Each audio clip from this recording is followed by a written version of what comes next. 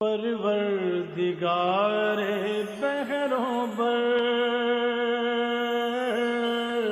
پروردگار بحروں بر۔ اعوذ باللہ من الشیطان الرجیم، بسم اللہ الرحمن الرحیم۔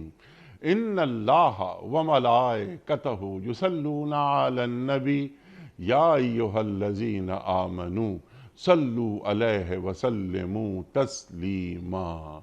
اللہم صلی علی سیدنا و نبینا و شفیعنا و مولانا محمد وعلی آل محمد وبارک وسلم۔ محترم خواتین و حضرات، السلام علیکم۔ پیام صبح کے ساتھ ایک بار پھر حاضر، میں ہوں آپ کا میزبان انیق احمد۔ پیام صبح میں الحمدللہ ثم الحمدللہ ہم پیر، منگل، بدھ اور جمعرات ان 4 دنوں میں آپ اور ہم جانتے ہیں کہ قرآن کریم کی مختلف آیات پر اپنے عہد کے جید علماء سے ہم سیکھتے ہیں کہ قرآن کریم کیا فرما رہا ہے، کیا ہے درس ہدایت اور کیا ہے نور جو ہمیں قرآن کریم سے مل رہا ہے۔ اللہ ہمیں کیسا دیکھنا چاہتا ہے، اللہ ہمیں کہاں دیکھنا چاہتا ہے۔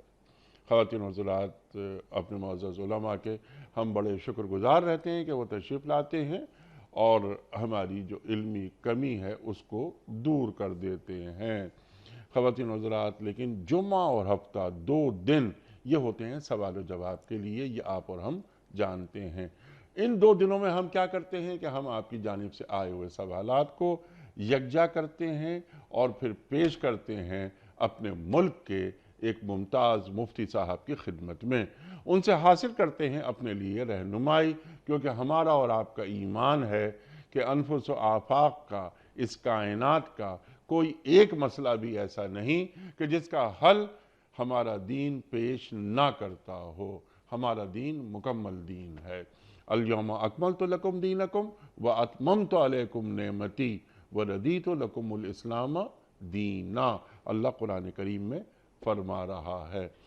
آج ہم جس معزز مہمان سے سیکھیں گے، ایک دنیا کو انہوں نے قریب سے دیکھا، آج کے حالات و واقعات پر گہری نظر، آج کے مسائل سے بخوبی آگاہ، اور ان کا حل آپ عطا فرماتے ہیں قرآن و سنت کی روشنی میں۔ فارغ التحصیل ہیں آپ دارالعلوم کراچی سے۔ تشریف فرما ہے محترم مفتی ارشاد احمد اعجاز صاحب۔ خواتین و حضرات، مفتی ارشاد احمد اعجاز صاحب کو خوش آمدید کہتے ہیں اور پروگرام کا آغاز اللہ تعالیٰ کے بابرکت نام سے سورہ بقرہ اور آیت نمبر 30۔ اعوذ باللہ من الشیطان الرجیم، بسم اللہ الرحمن الرحیم۔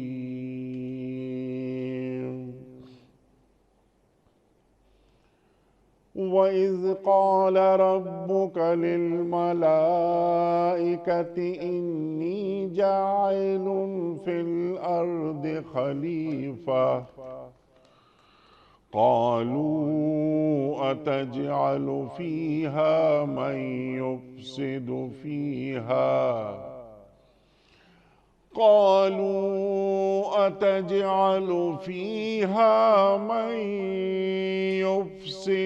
فِيهَا وَيَسْفِكُ الدِّمَاءَ وَنَحْنُ نُسَبِّحُ بِحَمْدِكَ وَنُقَدِّسُ لَكَ قَالَ إِنِّي أَعْلَمُ مَا لَا تَعْلَمُونَ۔ صدق اللہ العظیم۔ پھر ذرا اس وقت کا تصور کرو جب تمہارے رب نے فرشتوں سے کہا تھا کہ میں زمین میں ایک خلیفہ بنانے والا ہوں۔ انہوں نے یہ عرض کیا، کیا آپ زمین میں کسی ایسے کو مقرر کرنے والے ہیں جو اس کے انتظام کو بگاڑ دے گا اور خوریزیاں کرے گا؟ آپ کی حمد و ثنا کے ساتھ تسبیح اور آپ کی تقدیس تو ہم کر ہی رہے ہیں۔ فرمایا، میں جانتا ہوں جو کچھ تم نہیں جانتے۔ محترم مفتی ارشاد صاحب کی خدمت میں آج کے پروگرام کے حوالے سے پہلا سوال سیدھا سمپل سا سوال ہے مستقیم خان کا کہ مفتی صاحب کسی بیوہ یا یتیم کا حق کھا جانے کی اسلام میں کیا سزا ہے اور اللہ پاک کے نزدیک اس شخص کا کیا مقام ہوگا؟ بسم اللہ الرحمن الرحیم نحمد و نصلی علی رسول الکریم۔ انیق صاحب، یہ مال چاہے آدمی کسی کا بھی کھائے، جی یعنی قبضہ کرنا، لوٹ کے کھا جانا، جی وہ شرعاً حرام و ناجائز ہے۔ ٹھیک۔ حدیث شریف میں آتا ہے کہ اگر کسی شخص نے دوسرے کی ایک بالشت برابر بھی زمین قبضہ کی جی تو اللہ تعالیٰ یہ طوق بنا کر اس کے گردن میں قیامت کے دن ڈالیں گے، اس کے بوجھ سے وہ زمینوں میں دھسا رہے گا۔ تو ایک تو یہ بات ذہن میں رکھیں کہ چاہے وہ کسی کا بھی مال آدمی لوٹ کھسوٹ کرے، وہ شرعاً حرام ہے۔ ٹھیک۔ البتہ معاشرے میں کچھ لوگ ایسے ہوتے ہیں جو کہ زیادہ اس معاملے میں ضرورت مند ہوتے ہیں کہ وہ بنیادی طور پہ کمزور ہیں۔ جی جیسے بیوہ ہیں، بیوہ اگر کوئی خاتون ہو جاتی ہیں تو ان کا کوئی سر پر نہیں ہوتا کمانے والا، معاشی طور پہ سپورٹ کرنے والا، یا کوئی یتیم ہے، چھوٹا ہے، اس کا بھی کوئی پرسان حال نہیں ہوتا۔ تو جب آپ ایسے لوگوں کے ساتھ ظلم و زیادتی کرتے ہیں اور ان کا مال کھاتے ہیں تو گناہ کی جسے ہم کہتے ہیں شناعت، یہ گناہ کا خراب ہونا، اس کے اندر مزید اضافہ ہوتا ہے۔ چنانچہ نبی کریم صلی اللہ علیہ وسلم نے بھی اس طرح کی کچھ باتیں ارشاد فرمائیں جس سے معلوم ہوتا ہے کہ بعض گناہ ویسے تو گناہ ہیں، لیکن بعض دفعہ ان کے کرنے کا طریقہ کار یا مقام یا جگہ اس کی وجہ سے گناہ کی میں اضافہ ہو جاتا ہے۔ ٹھیک۔ جیسے ایک عام سی بات ہے کہ ہم جب مسجد میں بیٹھے ہوں تو کہتے ہیں جی مسجد میں گالیاں دینا منع ہے، تو گالیاں تو مسجد کے باہر بھی منع ہے دینا، لیکن جب آپ مسجد میں بیٹھ کے دے رہے ہوتے ہیں اس کا مطلب ہے کہ آپ کے اندر جو بے حرمتی کا عنصر ہے یا آپ لاپرواہی ہے وہ حد سے زیادہ ہے کہ آپ مسجد میں بیٹھ کر بھی یہ الٹی سیدھی حرکتیں کر رہے ہیں۔ تو اب اگر کوئی شخص یتیم کا مال کھاتا ہے، بیوہ کا مال کھاتا ہے، اور عام طور پہ وراثت کے جھگڑوں میں یہ بہت ہوتا ہے، وراثت کے جھگڑوں میں ہوتا ہے، لوگ قتل و غارت گری بھی اس کے لیے کرتے ہیں، تو ان لوگوں کو سمجھنا چاہیے کہ یتیم کا مال کھانے کے بارے میں تو قرآن کریم نے صاف فرما دیا، جو یتیموں کا مال ناحق طریقے سے کھاتے ہیں وہ اپنے پیٹ میں جہنم کی آگ بھر رہے ہیں۔ ٹھیک۔ انما یاکلون فی بطونہم نارا، اور جہنم میں داخل ہوں گے۔ تو اگر دنیا میں آپ نے کسی کا حق مارا ہے اور وہ یتیم ہے یا بیوہ ہے تو آپ سمجھے کہ آپ نے اپنے لیے جہنم کی آنکھ خریدی ہے۔ اللہ اور جہنم کی آنکھ خریدنے کا مطلب یہ ہے کہ آپ ایک لقمہ نہیں کھا رہے، پیٹ میں جہنم کی آنکھ بھر رہے ہیں۔ اور قرآن کریم میں نے مشرکین مکہ کی ایک خاص بات کی طرف اشارہ فرمایا ہے جو کہ اگرچہ ان کے ساتھ ان کے طرز عمل کے پر بیان کی گئی، لیکن وہ ایک عمومی انسانی رویہ ہے جس کے بارے میں اللہ سبحانہ و تعالیٰ فرماتے ہیں اولئک الذین اشتروا الضلالۃ بالہدی والعذاب بالمغفرہ، کہ یہ وہ لوگ ہیں جنہوں نے ہدایت کے بدلے میں گمراہی خرید اور مغفرت کے بدلے میں عذاب خریدا۔ آگے اللہ تعالیٰ بڑا عجیب جملہ فرماتے فما اصبرہم علی النار، یہ جہنم کی آگ کے پر کتنے صبر کرنے والے استقلال سے بیٹھے ہوئے۔ معلوم یہ ہوتا ہے اس سے کہ بعض گناہ ایسے ہیں کہ انسان وقتی جذبے کے تحت کر لیتا ہے، بعض گناہ جن کا تسلسل ہے۔ اب ایک آدمی یتیم کا مال کھایا ہوا ہے، بیوہ کا مال کھایا ہوا ہے، وراثت کی تقسیم نہیں کر رہے اور آرام سے بیٹھے ہوئے، تو انسان کو حیرانی ہوتی ہے، دل میں آتا ہے کہ یہ تو خالصتاً جہنم کی آگ اپنے پیٹ میں بھرنے کے مترادف ہے۔ اللہ تعالیٰ قرآن میں فرما چکے ہیں اور اس شخص پہ کوئی اثر ہی نہیں ہوتا کہ دنیا کی چند ٹکڑوں کی خاطر، تھوڑے دن کی راحت اور آرام کی خاطر دوسرے کا مال دبائے بیٹھے۔ اور میں انیس صاحب یہ بات اس لیے بھی کروں گا کہ میں چونکہ مسئلے مسائل سے کا تعلق ہے میرا خیال ہے کہ میرے پاس ہفتے میں یا 10 دن میں ایک دفعہ یہ مسئلہ ضرور آتا ہے کہ وراثت کا مسئلہ، اس میں لڑائی ہو گئی ہے، وہ ایک آدمی بھائی کو حصہ نہیں دے رہا، بہن کو حصہ نہیں دے رہا، بیوہ کو حصہ نہیں مل رہا، کوئی نہ کوئی جنگ و جدال چل رہا ہوتا ہے۔ میں اکثر جب لوگوں کو تلقین کرتا ہوں میں کہتا ہوں ایک تو یہ ہے کہ آپ اپنا کوئی حق تو حاصل کر ہی رہے ہیں، وہ تو ٹھیک ہے، لیکن ساتھ یہ بھی سوچیں کہ بھائی اگر آپ کسی کا حق دبائے بیٹھے ہیں تو آپ کر کیا رہے ہیں اصل میں؟ یعنی آپ دراصل حق نہیں دبا رہے اس کا، آپ اپنے پیٹ میں جہنم کی آگ بھر رہے ہیں، اپنے نامہ اعمال میں گناہوں کا ایک پورا بوجھ شامل کر رہے ہیں۔ تو ایک معقول انسان کا یہ رویہ نہیں ہونا چاہیے۔ اور پھر حیرانی اس پہ ہوتی ہے کہ بعض لوگ دیندار ہیں، نماز پڑھتے ہیں، زکوٰۃ دیتے ہیں، حج اور عمرہ کرتے ہیں، معاشرے میں ان کا ایک مقام ہے کہ بڑے اچھے لوگ ہیں، لیکن جب آپ ان کی تقسیم دیکھیں جا کر، مالی معاملات دیکھیں تو بڑے عجیب و غریب ملتے ہیں۔ تو اس بارے میں ہمیں بہت احتیاط کرنی چاہیے، اور خاص طور پہ کہ بیوہ کا معاملہ ہے، بیوہ کا مال ہے، یتیم کا مال ہے، کسی اور کا مال ہے، اس کے اندر احتیاط کرنی چاہیے کہ ہم اپنے لیے بلا وجہ میں جہنم کیوں خریدتے ہیں؟ ٹھیک، اپنے لیے اپنے آپ کو اللہ اور اس کے رسول صلی اللہ علیہ وسلم کی طرف سے جو ہمیں وعیدیں ہیں، جو ہمیں تنبیہ کی گئی ہیں، اس کا اپنے آپ کو مورد کیوں بناتے ہیں؟ ٹھیک، اس کے بارے میں ہونا چاہیے، اور اس بارے میں بیٹھ کر ایک دوسرے کے ساتھ مذاکرہ کرنا چاہیے کہ بھائی کسی کا حق لے کر دنیا سے جانا، جی، یہ اس سے کہیں مشکل ہے کہ انسان دنیا سے ہلکا پھلکا جائے۔ اللہ کے نبی صلی اللہ علیہ وسلم نے دنیا سے ہلکے پھلکے جانے والے لوگوں کو پسند کیا ہے، تاجر کو بھی پسند کیا۔ آپ نے صلی اللہ علیہ وسلم فرماتے ہیں کہ اللہ تعالیٰ اس آدمی کو تر و تازہ رکھے جو کہ ہلکا پھلکا ہے، کسی کے ساتھ لین دین کرتا ہے، کوئی لڑائی جھگڑا نہیں، کوئی بدمزگی نہیں، کسی کا حق نہیں مارتا۔ تو یہ رویہ رکھیں تو اس سے انشاءاللہ یہ معاملات اس سے بہتر ہو جائیں گے۔ سبحان اللہ، سبحان اللہ۔ اگلا سوال آپ کی خدمت میں ہے، محمد اصغر صاحب کا ہے ملتان سے۔ وہ آپ سے یہ پوچھ رہے ہیں کہ دوران گفتگو پروگراموں میں کئی مرتبہ آپ حضرات نے سد ذرائع کے بارے میں گفتگو فرمائی۔ سد ذرائع یہ لفظ استعمال کرتے رہے آپ۔ شریعت میں سد ذرائع سے کیا مراد ہے، اور اس سلسلے میں سرکار دو عالم صلی اللہ علیہ وآلہ وسلم کی تعلیمات کیا ہیں؟ دیکھیے، سد ذریعہ اصول فقہ کی ایک اصطلاح ہے جس کا ہم ترجمہ بلاکنگ آف مینز سے کرتے ہیں، اور آپ صلی اللہ علیہ وسلم کی ایک حدیث ہے جس سے ہمیں معلوم ہوتا ہے کہ آپ صلی اللہ علیہ وسلم نے ایسے کاموں سے منع فرمایا ہے جس کے نتیجے میں کسی غلط کام کا ارتکاب کا امکان بڑھ جاتا ہے۔ جیسے مثال کے طور پہ آپ صلی اللہ علیہ وسلم فرماتے ہیں کہ الا ان حم اللہ محارم، اللہ نے جن چیزوں کو حرام قرار دیا ہے یہ اللہ کی حدود اور باؤنڈریز ہیں، اس کے قریب مت جاؤ۔ آپ صلی اللہ علیہ وسلم نے فرمایا کہ جو آدمی بالکل کنارے پہ چلتا، آپ نے تشبیہ دی، ایک آدمی کنویں کے کنارے پہ چل رہا ہے، اس کا بڑا امکان ہے کہ وہ گر پڑے اندر۔ تو اس سے علماء کرام نے ایک مسئلہ نکالا کہ وہ چیزیں، وہ کام جو کہ کسی غلط نتیجے تک جاتے ہوں، ان کاموں کو اگر پہلے مرحلے پہ روک لیا جائے تو یہ زیادہ بہتر ہے بمقابلہ اس کے کہ اس کو چھوڑنے کے بعد آخر میں کنٹرول کیا جائے۔ یہ کہلاتا ہے سد ذریعہ۔ اور اس کے دو مطلب ہیں۔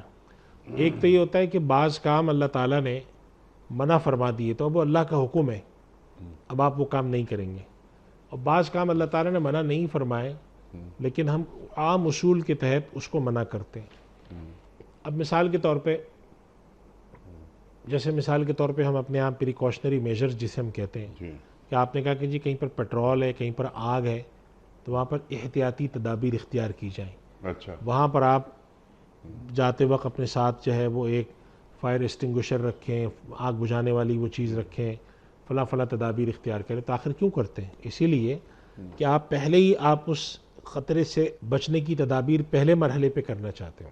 ٹھیک، تو اسی طریقے سے ہمارے یہاں علماء کرام کہتے ہیں کہ اگر کوئی چیز کسی ایسے نتیجے پر جا کر ختم ہونے والی ہو تو اس سے بچنے کے لیے پہلے مرحلے پر اگر آپ رکتے ہیں تو یہ سد ذریعہ کہلاتا ہے۔ اس سوال کو ذرا حالات حاضرہ سے جوڑ دیجیے کہ کیا یہ سد ذرائع کے تعلق سے، یعنی برائیاں جو پھیلتی ہیں، برائیوں کے آنے کے جو ذریعے ہیں ہمارے معاشروں میں، کیا ان ذرائع کو روکا جا رہا ہے؟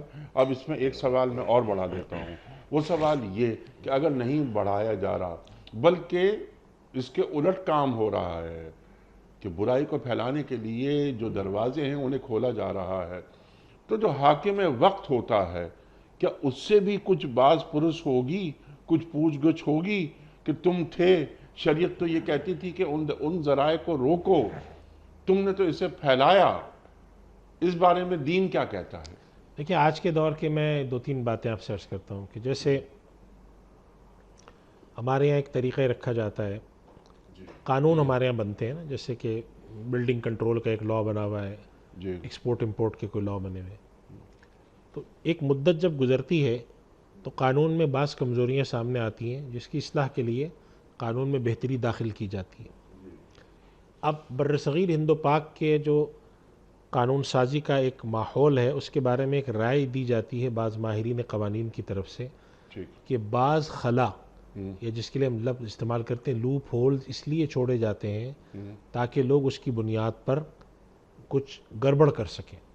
کہ ایک قانون ہے، اس کے اندر ایک کمی کوتاہی ہمیں پچھلے 15 سال سے نظر آ رہی ہے، اور اگر ہمیں قانون سازی کر کے اس کمی کوتاہی کو ختم کر دیں تو رشوت کا بازار ختم ہو جائے، مگر ہم اس کو ختم نہیں کرتے. ٹھیک. ہم سمجھتے ہیں کہ نہیں لوگ یہ کام نہیں کریں گے، تو اس کا مطلب یہ ہوا یہ کہ حکومتیں جان بوجھ کر یہ کام کرتی ہیں، لیکوناز چھوڑ دیتے ہیں. میرا سوال آپ کی خدمت میں یہ ہے کہ شریعت اس تعلق سے کیا فرماتی ہے؟ میں یہ عرض کر رہا ہوں کہ شریعت کا حکم یہ ہے کہ جہاں پر کسی چیز کا امکان ہو تو اس کو روکا جائے. میں اس کی مثال دیتا ہوں. حضرت عمر رضی اللہ تعالیٰ عنہ جب کسی کو مقرر کرتے تھے کسی علاقے کا گورنر، جی تو عام طور پہ ان کا معمول یہ تھا کہ جب وہ آدمی جائے گا اور واپس آئے گا جی جتنی مدت میں رہے گا تو اس کی مال و دولت میں کتنا اضافہ ہوا ہے. ٹھیک. حالانکہ ممکن ہے کہ مال و دولت جائز طریقے سے اضافہ ہوا ہو، لیکن وہ فرماتے تھے کہ چونکہ تم حکمراں ہو جی اس علاقے کے، لہٰذا تمہارے معاملے میں زیادہ سختی کروں گا. جو چیز معمولی سا بھی پیش خیمہ ہو سکتی ہے اس کو یہیں روکوں گا میں. سبحان اللہ.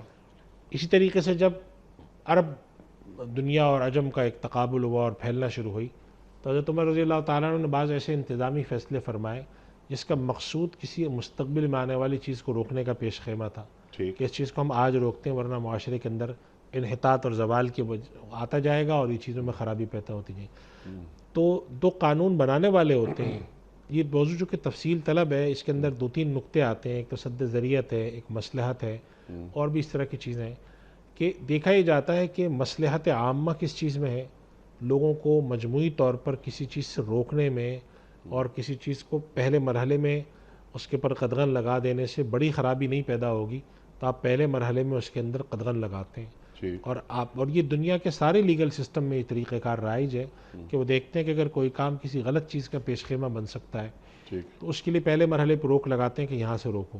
جب وہ خرابی معاشرے میں عام ہو جائے اس کے بعد روکنے کی کوشش کرنا ٹھیک. وہ زیادہ خطرناک بات ہوتی ہے اور زیادہ مشکل بات ہوتی ہے. تو یہ ایک تصور ہے سد ذریعہ کا. میں خلاصتاً عرض کر رہا ہوں، ظاہر ایک تفصیلی موضوع ہے، اصول فقہ کا باقاعدہ ایک موضوع ہے، اور اگر یہ اس موضوع پر کچھ مطالعہ کرنا چاہیں تو اب تو انٹرنیٹ پہ بہت کتابیں اس پر میسر ہیں. اور یہ تصور قانون کے حوالے سے جو دنیا بھر کے جو قانون جتنے بھی ہیں، یعنی کہ شریعت کے قوانین کے علاوہ بھی جو دنیا میں قانونی نظام چل رہے ہیں، ان کے اندر بھی یہ تصور موجود ہوتا ہے کہ بعض کام جو کہ نتیجے کے طور پہ کسی غلط چیز تک لے جا سکتے ہیں اس کو ہم پہلے مرحلے پہ روکتے ہیں تاکہ معاملہ جب نتیجے تک پہنچنے کے بعد بے قابو ہو کر ہمارے اختیار سے باہر نہ جائے. تو یہ طریقہ کار جو ہے یہ بلاکنگ آف مینز یا سد ذریعہ یا مصلحت اور اس طرح کی جو چیزیں ہیں اس سے متعلق ہے. اور یہ عمومی طور پہ مباحات اور اس طرح کے دائرے کے اندر آنے والی چیزیں ہوتی ہیں جس کو ہم سیاست شرعی کہتے ہیں. اس کے تحت یہ فیصلے کیے جاتے ہیں کہ کس چیز کو ہم قانوناً درست قرار دیں، کس چیز کے بارے میں ہم روک کے رکھیں. بعض کام یعنی ہو سکتا ہے کہ جواز اس کے اندر پیدا ہو جاتا ہو لیکن ہم پہلے مرحلے پہ روکتے ہیں کہ نہیں یہاں سے روکو. اگر ہم یہاں نہیں روکیں گے تو آگے جا کے بڑی خرابی پیدا ہوگی. یہ ایک تصور ہے اس کا. سبحان اللہ. سبحان اللہ. یہ طوفان آنے سے پہلے بند باندھ لیا جائے. محمد اسماعیل صاحب ہیں مسقط عمان سے. سوال ان کا یہ ہے کہ میرا سونے کا کاروبار ہے، سونے کی اینٹیں وہ خریدتے ہیں اور بیچتے ہیں. انہوں نے ایک ڈیل کی اور ڈیل کرنے کے بعد ایک تاریخ انہوں نے کہا ہے کہ مثلاً 20 مئی مقرر ہوئی کہ اس تاریخ کو میں ڈیلیوری دے دوں گا. 20 مئی کو چاہے سونے کی قیمت کم ہو یا زیادہ اس سے کوئی فرق نہیں پڑے گا. 20 مئی کو طے شدہ قیمت کے مطابق ہی پیمنٹ ہوگی یا اس دن کے مطابق پیمنٹ ہوگی کہ 20 مئی کو ریٹ کیا تھے. عام طور پہ یہ کرتے ہیں کہ ہم آج طے کر لیتے ہیں کہ میں اتنی سونے کی اینٹیں لوں گا، اس تاریخ کو آپ مجھے دیں گے اور میں اتنے پیسے انہیں دوں گا، یعنی آپ کو دوں گا. لیکن اگر 20 مئی کو ریٹ وہ نہیں ہوئے جو ہم نے طے کیے تھے 2 مہینے پہلے، تو یہ ڈیل میری جائز ہے یا ناجائز؟ دیکھیے انیق صاحب، یہ 2 طرح سے ہوتی ہے ڈیل. یہ جو فیوچر کے کانٹریکٹ ہوتے ہیں جی ڈیلیوری میں، یعنی مستقبل میں آپ کوئی چیز لینا چاہ رہے ہیں، ٹھیک. اس کے سودے 2 طرح سے ہوتے ہیں. ایک تو یہ ہوتا ہے کہ آپ آج کے دن ایک سودا طے کر لیتے ہیں ٹھیک. اور آپ یہ کہتے ہیں کہ مجھے مستقبل میں یہ چیز چاہیے، آج آپ اس کی قیمت طے کر لیں. ٹھیک تو انہوں نے قیمت طے کر لی کہ جی یہ 50,000 روپے کی چیز ہے. ٹھیک آپ نے کہا ٹھیک ہے میں 50,000 آپ کو پے کر رہا ہوں اور میں 1 مہینے بعد آپ سے میں چیز لے لوں گا. ٹھیک اب وہ 1 مہینے بعد 50,000 کی ہو، 55 کی ہو، 45 کی ہو، آپ کو لینے کا بالکل جائز حق بنتا ہے. ٹھیک دوسری صورت یہ ہوتی ہے کہ آپ آج بیٹھ کر ان سے کمٹمنٹ کرتے ہیں، سودا نہیں کرتے. آپ کہتے ہیں کہ یہ میں آپ سے 50,000 روپے کی چیز 1 مہینے بعد لوں گا اور جو بھی ریٹ ہوگا آپ لگا لیجئے گا اس دن کا، لیکن آج آپ ہماری اس ڈیل کو انڈرسٹینڈنگ کی لیول پر لاک کریں. اچھا اچھا اس کی وجہ کیا ہوتی ہے، اس کی مثال میں دیتا ہوں آپ کو. کنویں میں سے آپ نے کروڈ آئل نکالنا ہے، تیل. اب تیل نکالنے کا سودا اگر 2 مہینے پہلے نہ ہو تو تیل نکل ہی نہیں سکتا. تو تیل نکالنے والی کمپنی نے 2 مہینے پہلے مختلف سودے کرنے شروع کیا. آپ کو کتنا تیل چاہیے، کسی نے کہا جی مجھے 1 لاکھ بیرل، کسی نے کہا 2 لاکھ بیرل.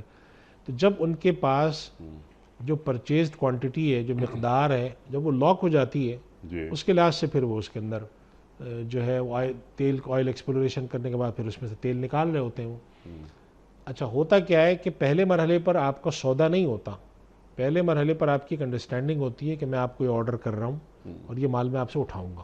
ٹھیک لیکن سودا اس دن ہوتا ہے جس دن ڈیلیوری ہے. ٹھیک تو اس دن اگر قیمت کا فرق طے کر رہے ہیں پھر تو شرن درست ہے.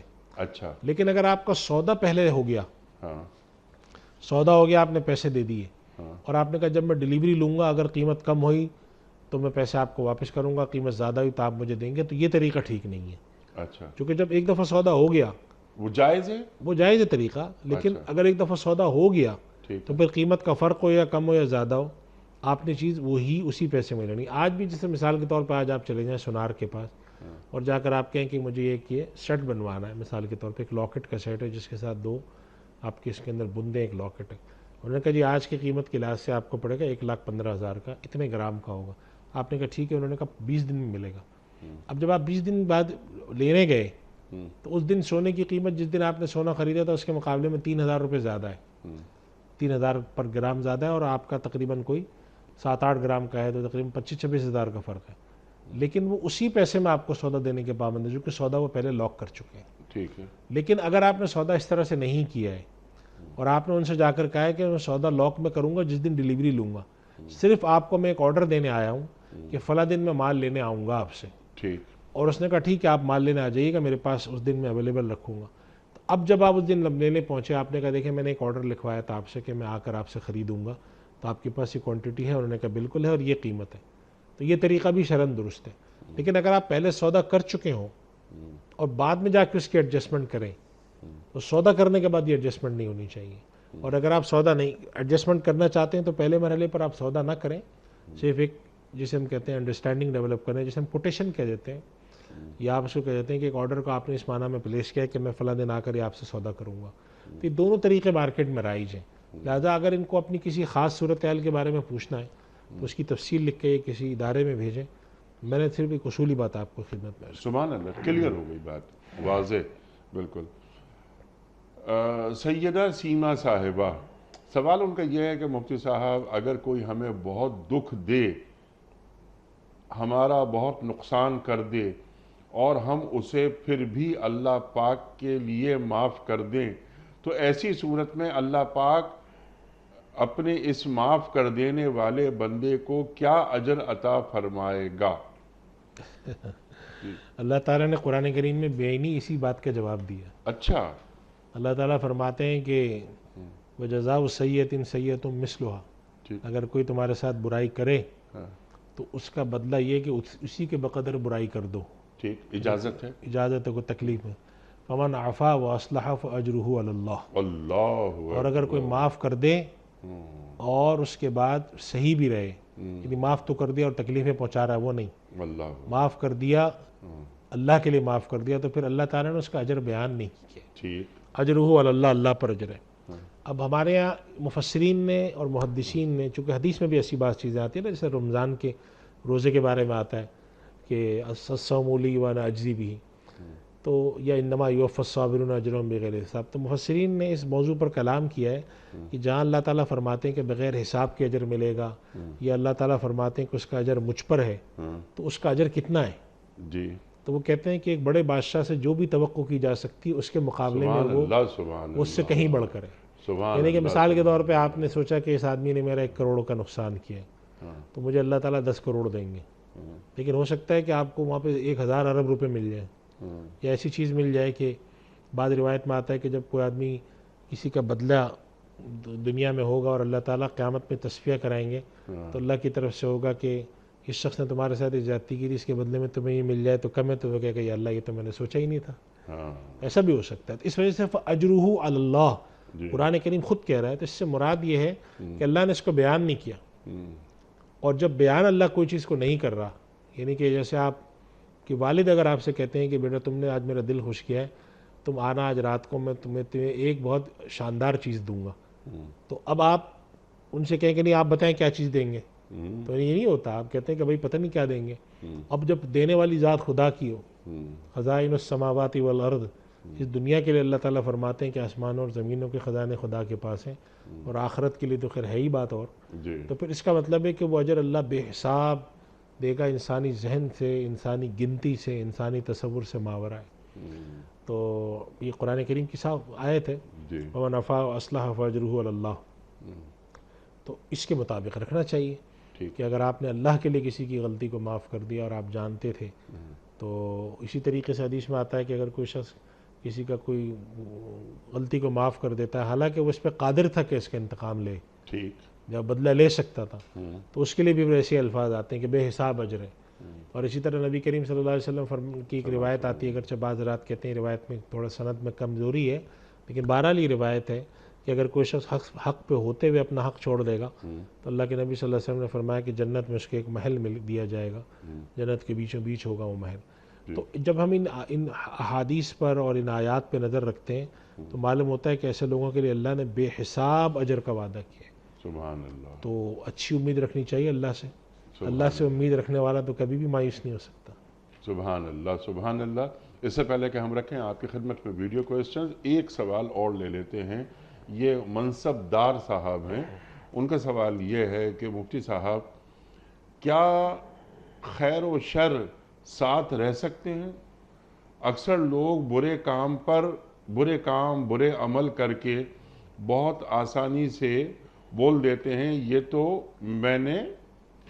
تو میں نے بھلائی کے لیے کیا تھا، تو کیا ہوا جو تھوڑا ہوا عمل کر دیا، کسی کا نقصان تو نہ ہوا.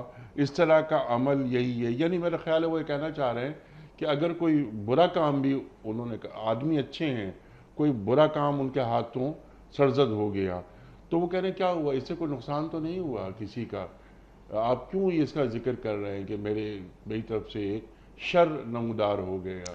دیکھیں ایک بات تو یہ ہے، ان کی باتوں کے سوال چونکہ بہت زیادہ واضح نہیں ہے. جی جی جی، یہ تو بات ہے کہ قرآن کریم میں اللہ تعالیٰ نے یہ ذکر فرمایا ہے کہ ایسے لوگ ہوتے ہیں کہ آخرون اعترفوا بذنوبہم خلطوا عملا صالحا وآخر سیئا، جی اچھے کام بھی کر رکھے ہیں برے بھی کر رکھے جی ہیں. ہاں، تو انسان تو من حیث المجموع ہے ہی خیر و شر دونوں ہوتے ہیں.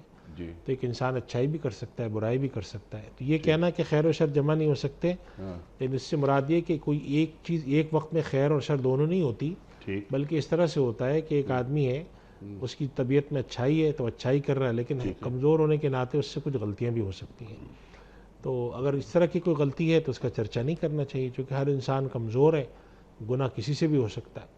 ہاں، اگر ان کے سوال کا مفہوم یہ ہے، اور اگر یہ مقصد ہے کہ کیا ایک چیز ایک وقت میں خیر اور شر ہو سکتی ہے، تو ایسا اللہ کا نظام یہ کہ ایک چیز میں خیر زیادہ ہو تو اس کو ہم خیر سمجھیں گے. ٹھیک، بعد دفعہ ایسا ہوتا ہے کسی کام میں خیر کا غلبہ بہت ہوتا ہے، ٹھیک، یعنی اچھائی کا اچھائی ہے، لیکن اکا دکا اس سے لوگ بعد دفعہ فائدہ غلط بھی اٹھاتے ہیں، ٹھیک، تو ہم اس کو خیر ہی سمجھیں گے. اور اگر اکا دکا کسی نے غلط فائدہ اٹھایا تو وہ اس شخص کی غلطی سمجھی جائے گی، ٹھیک، اس کو اس چیز کا قصور نہیں قرار دیا جائے گا کہ اس آدمی نے جو ہے وہ ایک اچھائی کے کام سے غلط کام کیا ہے تو یہ اچھی چیز بری ہو گئی، ٹھیک، بلکہ خیر کی چیز کو خیر ہی سمجھا جائے گا. اور البتہ اگر کسی نے اس کا غلط استعمال کیا ہے تو اس آدمی کے اس عمل کو غلط قرار دیا جائے گا. بالکل صحیح ہے، کلیئر ہے.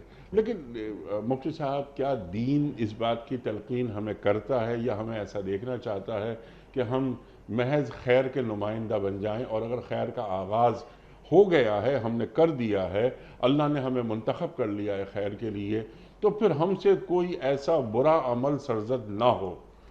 یعنی نہیں، ربنا لا تزغ قلوبنا بعد اذ ہدیتنا وہب لنا من لدنک رحمہ. اے اللہ تو نے ہمیں ہدایت دے ہی دی ہے، تو ہمارے دلوں کو دوبارہ ٹیڑھ پیدا نہ کر دے. دیکھیں یہ تو بہت واضح بات ہے کہ دین کبھی بھی جو ہے نا وہ اس بات کا حکم نہیں دیتا کہ اگر آپ خیر پہ چل رہے ہیں تو تھوڑا بہت غلط کام بھی کریں. یعنی یہ کہتے ہیں کہ حکم دین کا کبھی یہ نہیں ہے. ہاں. لیکن دین نے اللہ تعالیٰ نے ایک حقیقت یہ بیان کی کہ انسان طبعاً ایسا ہی پیدا ہوا ہے. ہاں. یعنی کہ خلق الانسان ضعیفا خلق الانسان من اجل. انسان ہلڑ باز بھی ہے، جلد باز بھی ہے. ان الانسان خلق حلوا، ہلڑ باز بھی ہے. اس سے معلوم یہ ہوتا ہے کہ چاہے انسان میں خیر کتنا ہی کیوں نہ ہو، اکا دکا دفعہ اس سے کچھ غلطیاں ہو جاتی. اسی وجہ سے ہمارے دین میں تصور یہ ہے کہ انبیاء کے علاوہ کوئی معصوم نہیں ہے. یعنی کہ خطا سب سے سرزد ہو سکتی ہے، کم و زیادہ کا فرق ہے. چنانچہ یہ دین کی ترغیب نہیں ہے کہ ایک آدمی اگر خیر کے کام کر رہا ہے تو وہ یہ اعلان کرتا پھرے تو کیا ہو گیا اگر ایک آدھ مجھ سے غلطیاں بھی سرزد ہو گئی. یہ تو ڈٹائی کی بات ہے. ہاں یہ کہنا چاہیے آدمی کو کہ بھائی میں نے تو پوری کوشش کی تھی، بس کمزور ہوں، مجھ سے غلطی سرزد ہو گئی ہے. یہ رویہ الگ ہے. اور یہ کہنا کہ بھائی اتنے میں نے نیک کام کیے، دو چار اگر ایسے کام بھی کر دیے تو کیا ہوا، یہ ایک الگ ہے. تو جری رویہ جو ہوتا ہے یا جسے ہم کہتے ہیں کہ بغاوت والا انداز، وہ تو نہیں ہونا چاہیے. ہاں عاجزی والا ہونا چاہیے کہ بھائی میں تو کوشش کرتا تھا لیکن ہو گئی گڑبڑ مجھ سے بھی، تو اللہ مجھے معاف کرے، ہوں تو انسان میں. تو یہ ایک الگ سوچ ہے. اور یہ ایک الگ سوچ ہے کہ بھئی کیا ہو گیا اگر مجھ سے دو چار غلطیاں سرزد ہو گئی، تھوڑا بہت تو انسان کو کر ہی لینا چاہیے. یہ تو ایک معقول رویہ نہیں ہے. ٹھیک ہے. اور جب بھی غلطی ہو اللہ سے توبہ استغفار فوراً اللہ سے مانگ لینا چاہیے. مفتی صاحب کچھ سوالات ویڈیو کوئسچنز رکھتے ہیں آپ کی خدمت میں.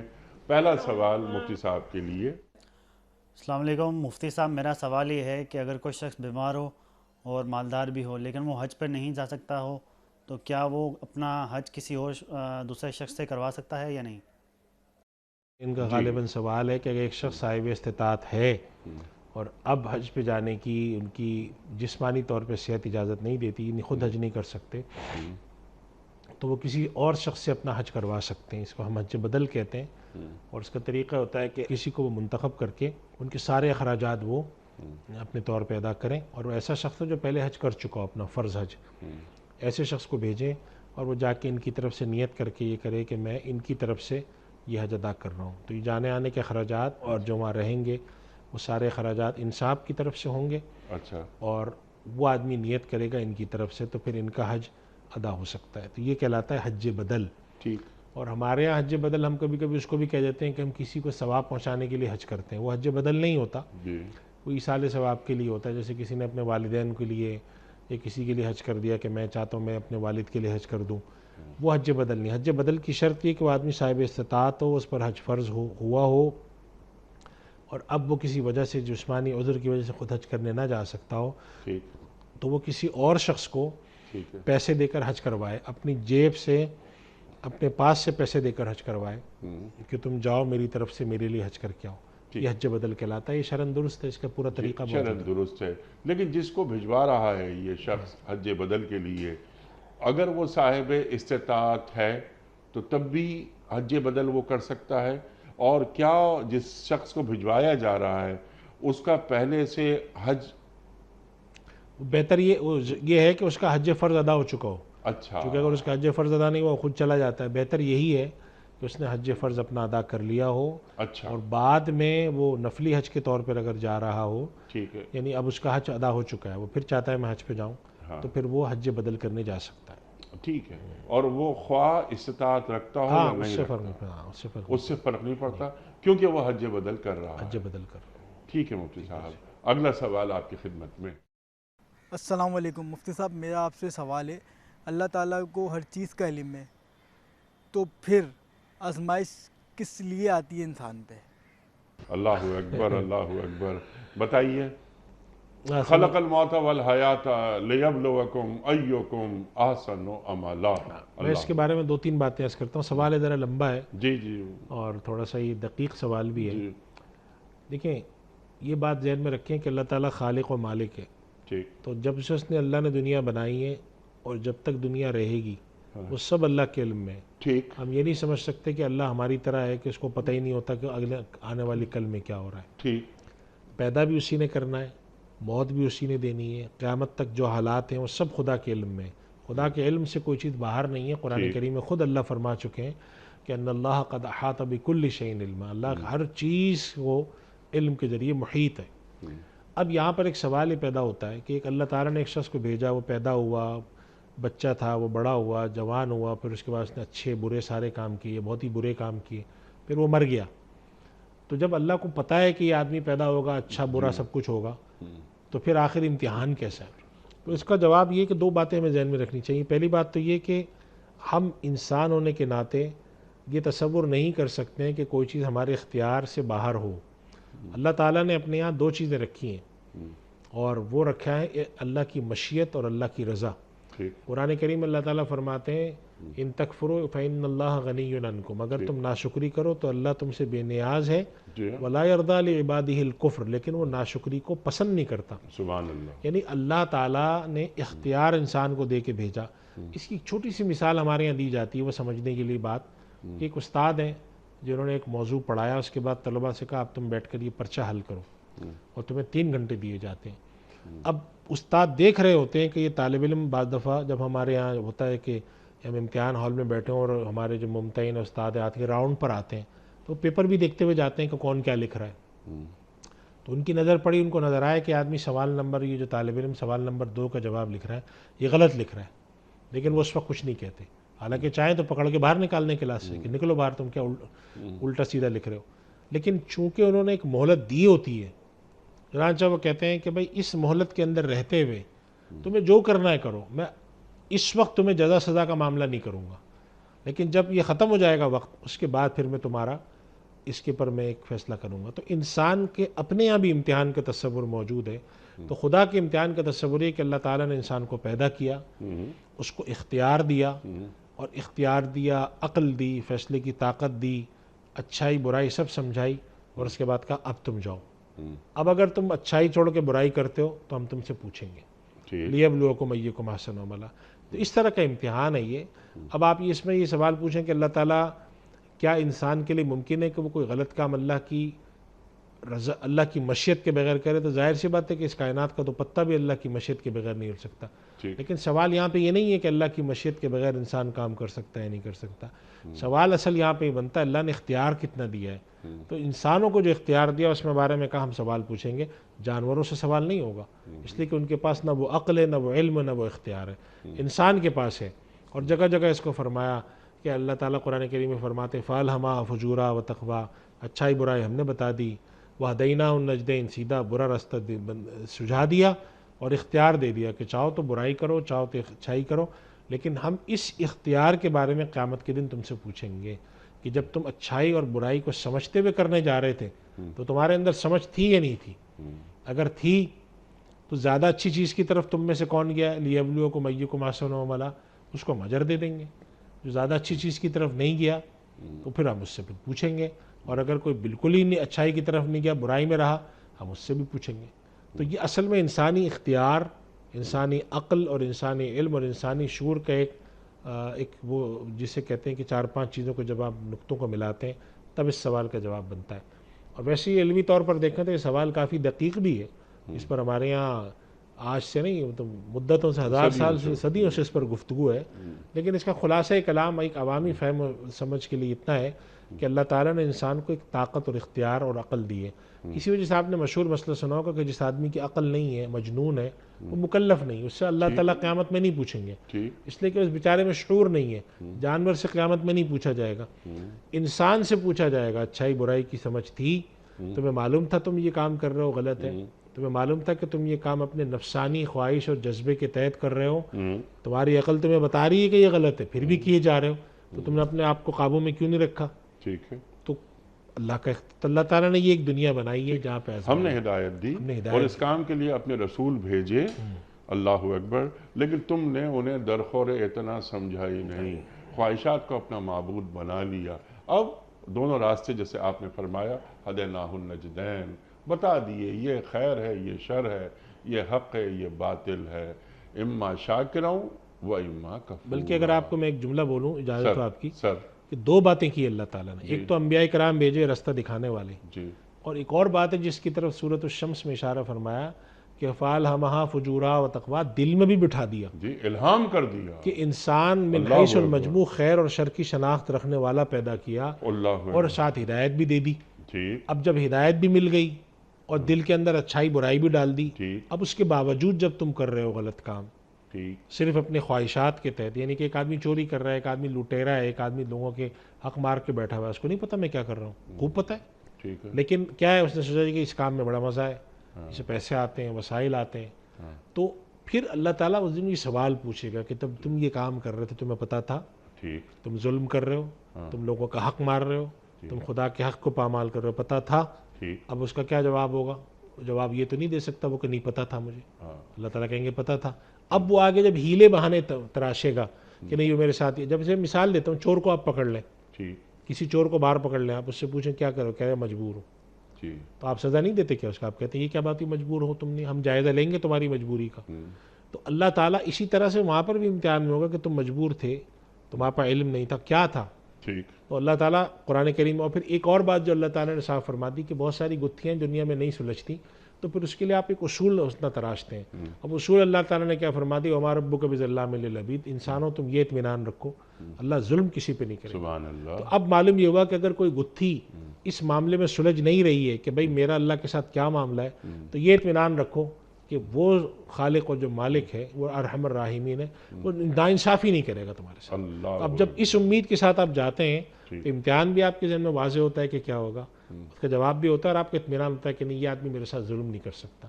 دنیا میں ہوتا ہے ایک صاحب کہ دنیا میں ہم بعض لوگوں کے پاس جاتے ہیں کہ نہیں وہ فلاں آدمی جو ہے نا وہ ہمارے ساتھ زیادتی نہیں کرے گا، ہمیں اطمینان ہے، جی ہم جی اس کے پاس قضیہ لے کر جائیں۔ تو جو خالق الکائنات ہے جب ہم اس کے پاس جائیں، اور جو ارحم الراحمین اپنے آپ کو کہتا ہے، اکبر، رحیم کہتا ہے، ظلام للعبید کے حوالے سے بات کرتا ہے، وہ کیسے کرے گا؟ جس نے رحمت کو اپنے اوپر واجب کر لیا ہے تو وہ کیسے ظلم ہمارے ساتھ کر سکتا ہے، جو 70 ماؤں سے زیادہ ہم سے محبت کرتا ہے۔ بالکل یہ فَأَلْهَمَهَا فُجُورَهَا وَتَقْوَاهَا کی آپ نے بات فرمائی۔ اللہ تعالیٰ نے فطرت میں حق اور باطل، خیر اور شر یہ بالکل واضح کر دیا، اگر اس کے پاس دین نہیں بھی آیا لیکن اس کی فطرت میں شامل ہو گیا۔ لیکن وَنَفْسٍ وَمَا سَوَّاهَا، اللہ نے کتنی خوبصورتی کے ساتھ، اللہ اکبر، کسی اور جگہ اللہ کیا فرما رہا ہے کہ خلقت بِأَيْدِيكُمْ، کہ میں نے اپنے دونوں ہاتھوں سے بنایا ہے اس انسان کو۔ لیکن خیر اللہ تعالیٰ انہی آیات کے ذیل میں ایک اور آیت جو بہت بڑی آیت ہے، جو قرآن کریم میں کئی جگہ یہ مضمون آیا، قد افلح من زکاہا، کامیابی اصول بتا دیے کہ کامیابی اس نے پائی جس نے تزکیہ کیا، اپنے آپ کو پاک کر لیا۔ اپنے آپ کو پاک کر لینا فَأَلْهَمَهَا فُجُورَهَا وَتَقْوَاهَا کے ذیل میں کسے کہتے ہیں پاکیزگی؟ دیکھیے انیس صاحب، یہ جو انبیاء کرام تعلیم دیتے ہیں آ کر، وہ یہ کہتے ہیں کہ انسان کے اندر خواہش ہے، ٹھیک اور انسان میں مختلف کچھ امیدیں، تمنائیں اور رغبتیں ہیں، ٹھیک غصہ ہے، شہوت ہے، لالچ ہے، سب کچھ ہے۔ اب جب انسان معاشرے میں حرکت کرتا ہے تو یہ تقاضے اس کا کو دھکیلتے ہیں کہ رشوت لو، پیسہ مارو، کون تمہیں دیکھ رہا ہے، یہ کر لو، وہ کر لو۔ اب اللہ تعالیٰ کیا فرماتے ہیں، وَنَفْسٍ وَمَا سَوَّاهَا، جس نے اپنے نفس کو پاک کیا کہ نہیں، اگر ایک کام غلط ہے تو تنہائی میں بھی غلط ہے، سب کے سامنے بھی غلط ہے، کوئی پکڑنے والا ہو تو بھی غلط ہے، نہ پکڑنے والا ہو تو بھی غلط ہے۔ تو اب اس کا مطلب ہے کہ اس نے اپنے نفس کو اتنا پاکیزہ کیا ہے کہ اب وہ خواہشات کے تحت اپنے آپ کو گرفتار کرا کے غلط کام پر نہیں جاتا۔ عموماً اکا دکا ہو جاتی انسان ہے، اگر اس کا نفس ایسا ہے تو وہ قرآن کریم میں ایک اور جگہ فرمایا نا کہ یوم لا ینفع مال ولا بنون، کہ قیامت کے دن نہ مال کام آئے گا نہ اولاد، الا من اتى اللہ بقلب سلیم، جو پاکیزہ دل لے کر آئے گا، اللہ تعالیٰ دیکھیں گے اس کے دل میں خیر تھی، یہ کوشش کرتا تھا اچھائی کروں، برائی نہ کروں، موقع آ رہے ہیں گناہ کے نہیں کر رہا گناہ، موقع آتا ہے حرام کمانے کا نہیں کماتا۔ ہم نے دیکھے ایسے لوگ، ہم نے آپ نے دیکھے ہیں، جی جی موقع آتا تھا کہتے تھے نہیں بھائی یہ نہیں کریں گے، اس لیے نہیں کریں گے کہ اللہ ناراض ہے۔ یہ مطلب ہے کہ وَنَفْسٍ وَمَا سَوَّاهَا، کہ آپ نے اپنے نفس کو اتنا پاکیزہ کر لیا۔ اور یہ چیز انیق صاحب ہمارے یہاں جو غیر مذہبی معاشرے کہلاتے ہیں ان کے یہاں بھی ایک تربیت میں ایک حصہ سمجھا جاتا ہے کہ انسان کی تربیت ایسی کر دو کہ وہ شر کی طرف آمادہ نہ ہو، اس کی تربیت، یعنی تنہائی میں کبھی بھی موقع ملے اس کو کہ نہیں بھائی یہ کام میں نہیں کروں گا، یہ بس اللہ کو نہیں پسند ہے، تو جب انسان اپنے نفس کو اتنا پاکیزہ کر لیتا ہے تو اللہ تعالیٰ فرماتے ہیں کہ قد افلح من زکاہا، کامیاب ہوا وہ شخص جس نے اس کو پاک کر لیا۔ اب اگر کسی نے اس کو اسیر خواہش رکھا، ہر وقت الٹے کام کیے، حرام کمایا، یہ کیا وہ کیا، تو پھر اللہ تعالیٰ کی نظر میں وقد خاب من دساہا، جس نے اس کو ان کاموں میں الجھا دیا، حرام، یہ وہ، تکلیف، خدا کی نافرمانی، بندوں کا مال لوٹ کھسوٹ، تو پھر اللہ تعالیٰ فرماتے ہیں کہ وہ تو ہو گیا ناکام۔ پھر اب اس سے محاسبہ ہوگا، پوچھا جائے گا کہ تم کرتے کیا تھے، کیا تھا۔ تو یہ بات ذہن میں رکھنی چاہیے کہ انسان کا جو اختیار ہے اس سے باہر اللہ نہیں پوچھے گا، لا یکلف اللہ نفسا الا وسعہا، اختیار کے اندر رہ کے پوچھے گا۔ اور وہاں پر عذر خواہی جو ہوگی نا، اس کی حقیقت معلوم ہوگی کہ وہاں پہ انسان تو اپنے لیے بڑے عذر تراشتا رہتا ہے نا، بل الانسان علی نفسہ، میں یہ مجبور ہوں، میرا یہ ہے، میرا وہ ہے، فلاں۔ وہاں پر اللہ تعالیٰ اس کے سامنے اس کو آئینہ دکھائیں گے کہ نہیں، مجبور تم اتنے تھے، اس سے آگے تمہاری خواہش تھی، اس سے آگے تمہاری نفسانی ضرورتیں تھیں، جس کو تم نے مجبوری کا پردہ پہنا کے کیے چلے گئے یہ کام، تو یہاں تک تمہاری مجبوری کو میں مانتا ہوں، اس سے آگے نہیں، اس سے آگے تمہیں سزا ملے گی۔ اور یہ بے عینی وہی بات ہے، دیکھیں عدالت میں ایک شخص حاضر ہوا، چوری کے جرم میں پکڑا گیا، جج صاحب نے تحقیق کی، معلومات کرائیں تو پتہ چلا یہ آدمی واقعی مجبور ہے، اس کے گھر میں فاقہ تھا، تو جج صاحب کہتے ہیں نہیں، اس کو اب چور کی سزا مت دو۔ لیکن ایک آدمی نے کہا جی میں مجبور تھا، تحقیقات کرائی گئی، معلوم ہے کوئی مجبور نہیں تھا، گھر میں بھی کھانے کو موجود ہے، سب کچھ ہے، صرف تعیش پرستی کے لیے اس کے پاس پیسے کی کمی تھی۔ تو دنیا کی عدالت بھی اس کو پکڑ کے کہتی کہ نہیں، تم جو مجبوری کی بات کر رہے ہو اس سے آگے نہیں تھی مجبوری تمہاری۔ تو اللہ کے پاس جب حاضر ہوں گے، جو کہ عالم الغیب و شہادہ ہے، جو کہ انسانی نفس کو انسان سے زیادہ جانتا ہے، ٹھیک ہے، وہ الا یعلم من خلق، الا یعلم من خلق وهو علیم بذات الصدور، تو وہ ساری چیزیں نکال کے سامنے رکھ دے گا کہ انسان یہ تمہاری عقل تھی، یہ تمہاری مجبوری تھی، اور یہ تمہارا اختیار تھا، سبحان اور اللہ، اس کے اندر یہ ہے تمہارا نامہ اعمال، یہ نام اعمال ہے۔ اللہ اب تمہارے ساتھ ہم کیا کریں؟ اب اگر تمہاری زندگی مجموعی خیر ہے یا تمہاری طرف رجوع تھا، ٹھیک ہے، تو یغفر لمن یشاء و یعذب من ٹھیک ہے، یشاء۔ وہ اللہ تعالیٰ جس کو چاہے بخش دے، جس کو چاہے عذاب دے، لیکن یہ طریقہ کار ہے، تمہیں اس پر عمل کرنا ہے۔ اور یہ آخرت میں جو جواب دہی، مفتی صاحب، یہی تقوی کی جڑ ہے۔ بالکل، سبحان اللہ، سبحان اللہ۔ آپ کا بڑا ممنون مفتی صاحب، آپ تشریف لائے۔ خواتین و حضرات، وقت کا مکمل ہوا ہمارے آج کے پروگرام کا۔ پیام صبح کا اختتام ہوتا ہے روزانہ ایک قول پر، اور وہ قول ہوتا ہے صاحب نہج البلاغہ، امیر المومنین حضرت علی مرتضیٰ کرم اللہ وجہہ کا۔ آپ فرماتے ہیں کہ معاف کرنے میں جلدی کرنا بلند مرتبہ لوگوں کا اخلاق ہے۔ معاف کرنے میں جلدی کرنا بلند مرتبہ لوگوں کا اخلاق ہے۔ سبحان اللہ، سبحان اللہ۔ اپنے میزبان انیق احمد کو کل تک کے لیے اجازت دیجیے، خدا حافظ۔ پروردگار بہروں بر